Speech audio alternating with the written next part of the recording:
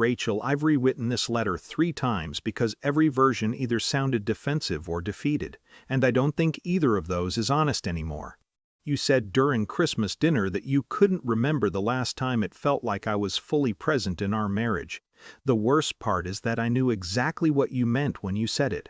I think people imagine divorces happen during obvious disasters, affairs, screaming matches, some clean betrayal everyone can point to afterward.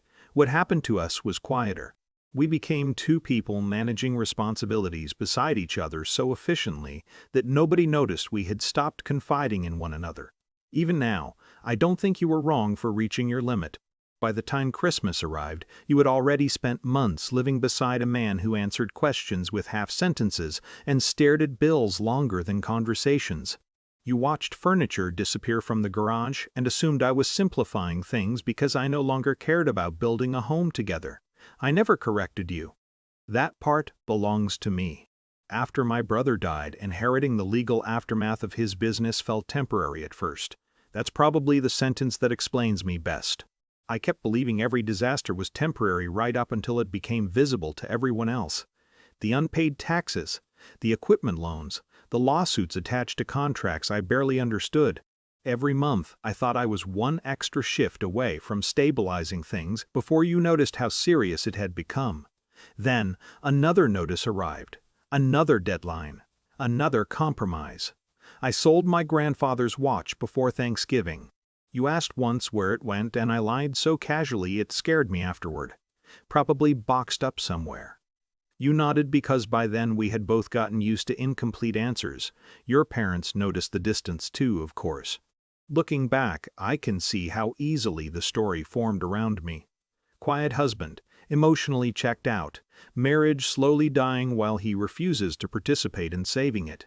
Honestly, from the outside, it probably looked exactly like that. At dinner, when you announced the divorce, your voice sounded calmer than mine had sounded in months. Your mother lowered her eyes immediately. Your sister looked relieved.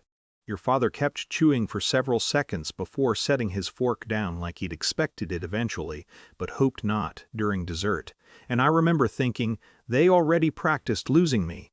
What surprised me most was how little anger I felt, mostly embarrassment, because part of me knew you were describing the version of me I had accidentally become.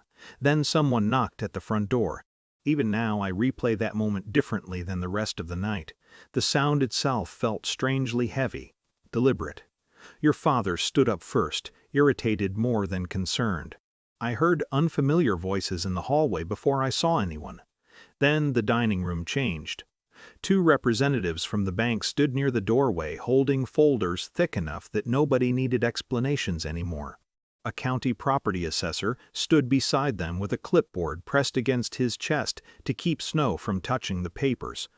Professional people always speak softly during humiliations. I noticed that immediately.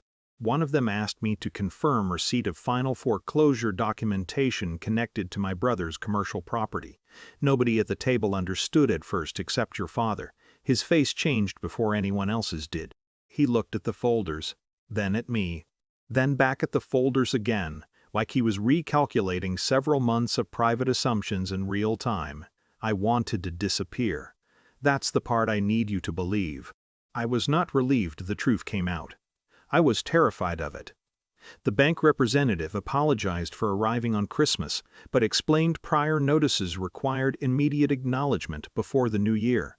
Their professionalism somehow made everything worse, because there was no drama to hide inside, just paperwork, debt totals, signatures, reality.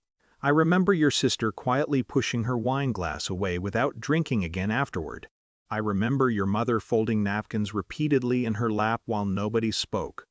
Mostly, I remember looking at you, not because you suddenly seemed guilty, because for the first time in almost a year, you looked confused instead of certain. And strangely, that hurt more. You asked me later that night why I never told you how bad things had become. I gave you a terrible answer. I thought I could fix it first, but the fuller truth is uglier. Somewhere along the way, I stopped believing struggle made people feel closer. I started believing struggle only made people disappointed. So I kept reducing myself into manageable pieces around you. useful pieces, functional pieces, until eventually there wasn't enough honesty left between us for either of us to recognize the marriage anymore. I don't know if this letter changes anything. Maybe understanding arrives too late sometimes. Maybe love can survive hardship, but not prolonged emotional translation. We're still meeting with attorneys next month. I'm not pretending one terrible Christmas erased years of distance, but I keep thinking about something small. After everyone left, you stood beside me in the driveway while snow collected on the hood of the car neither of us could probably afford anymore. And for the first time in months, neither of us rushed to end the conversation. That silence felt different, not solved, just honest.